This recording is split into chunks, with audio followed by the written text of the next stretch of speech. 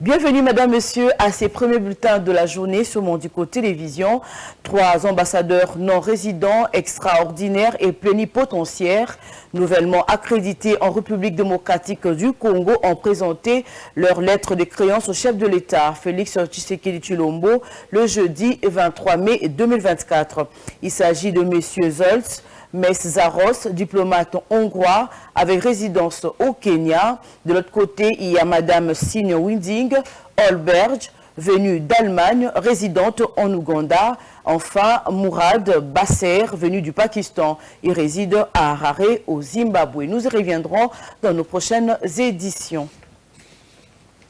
Et après l'installation du bureau définitif de la Chambre basse du Parlement, l'honorable Ngoï Kassonji, élu de Mbujimaï, s'est dit très satisfait des élections du bureau définitif de l'Assemblée nationale au centre du pays et voudrait que leur Chambre joue pleinement son rôle constitutionnel. Un engagement salué aussi par le député national Justin Bitakwira, élu d'Ouvira au sud Kivu, une autre province en proie à l'insécurité. Suivez. Que les prérogatives de la Chambre basse soient respectées, c'est-à-dire contrôler le gouvernement, au cas échéant les sanctionner si il ne remplit pas ses engagements vis-à-vis de la population, vis-à-vis de notre Chambre. Ensuite, légiférer, que les initiatives parlementaires ne soient pas bloquées ou freinées quelque part. Je crois que ce que le peuple attend de notre Assemblée ici, c'est la fin de la guerre. D'abord, je dis bien la fin de la guerre. Et j'ai encore insisté que quand vous observez, on ne vit pas comme un pays en guerre. Et ça fait polémique, le coup d'état de Joué. Monseigneur Donatien Cholet a fait mise au point autour de certaines fausses nouvelles diffusées dans les réseaux sociaux qui visent à créer des suspicions à l'égard des évêques de l'Église catholique et à porter atteinte à l'unité des Congolais et à la cohésion nationale. Suivez ici son propos où il donne des éclaircissements et apaise les fidèles catholiques. Effectivement, je suis avec désolation. Tout ce qui s'écrit, se raconte dans les réseaux sociaux contre l'Église catholique autour de cette histoire. Je commencerai par dire qu'on nous lance, on jette les pierres que sur un fruit mûr. Donc ça, c'est déjà à considérer. Mais j'aimerais me résumer à rassurer aux fidèles catholiques et aux hommes de bonne volonté. Autour de tout cela, j'ai retenu 3 choses. Il y a une photo dans laquelle on retrouve M.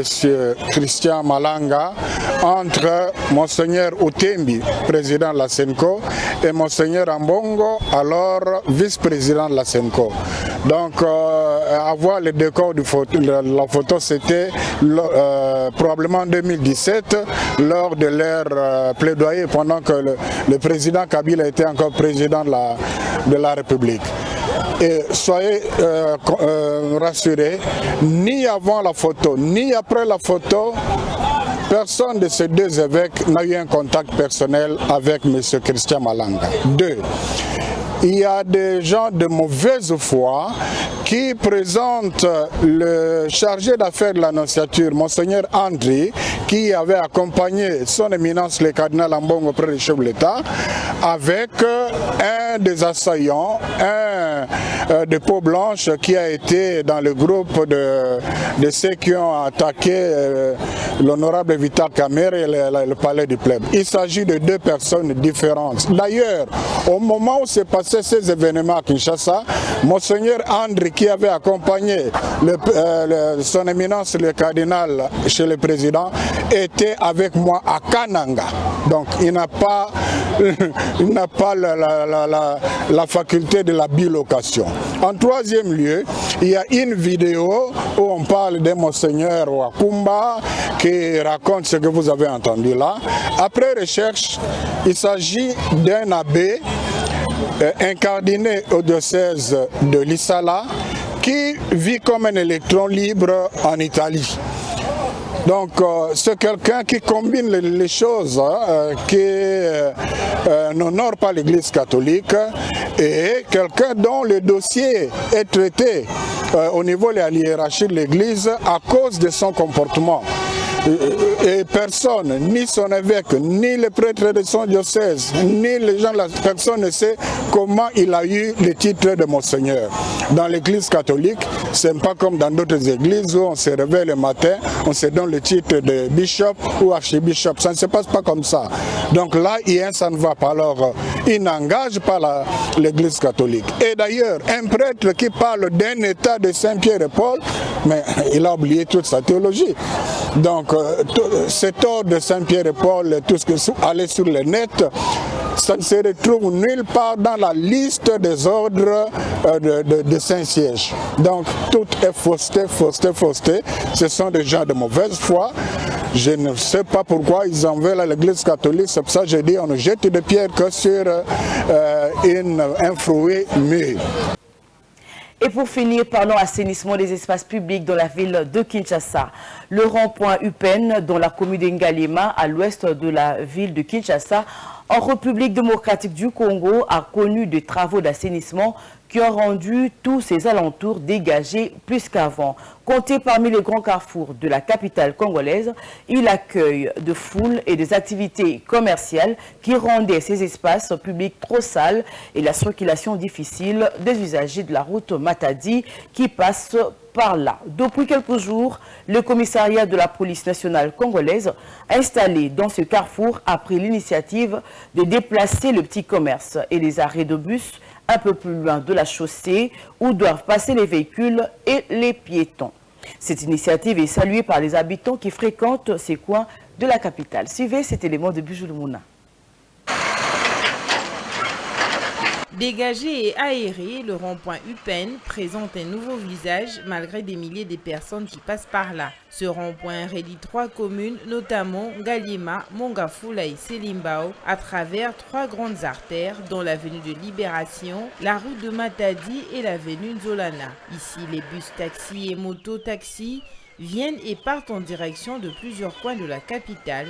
Les déplacements des vendeurs à la sauvette et le nettoyage de certains coins à l'aide de brosses, chariots et autres matériels a redonné un certain espace dégagé à ce rond-point. Commerçants, piétons et conducteurs de véhicules sont tenus de respecter les nouvelles dispositions prises par le commissariat de la police nationale congolaise commis à la sécurité de ce carrefour. Le nettoyage des caniveaux, les ramassages des ordures et les balayages de la chaussée à certains endroits a permis au rond-point d'être un peu plus propre qu'avant. Le coordonnateur du site propre pour la ville de Kinshasa plaide pour la pérennisation de cette initiative afin de donner à ces lieux publics ces lettres de noblesse.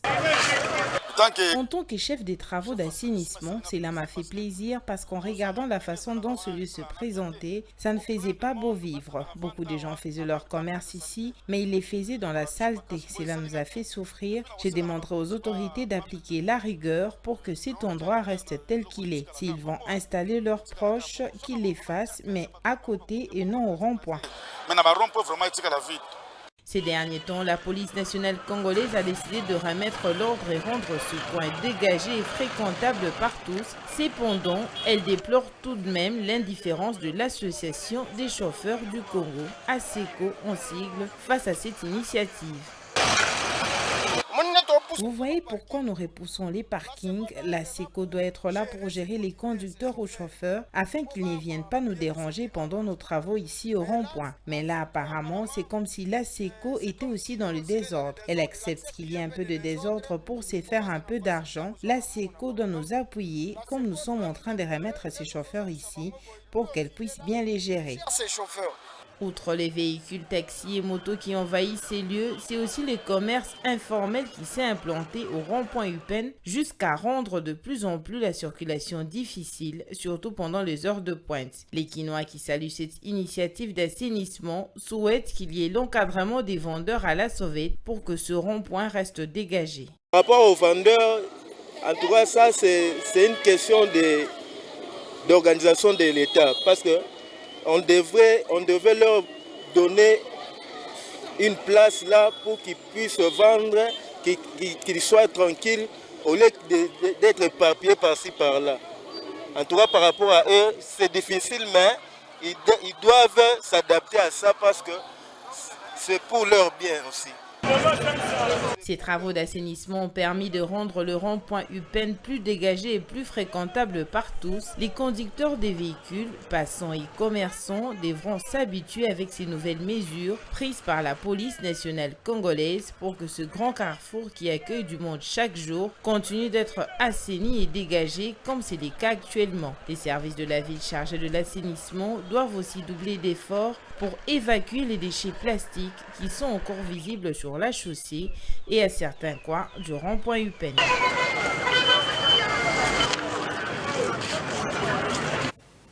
Ainsi prend fin ce bulletin d'information. Je vous retrouve à 11h30 avec le même plaisir. Bonne suite de programme sur Mondico Télévision.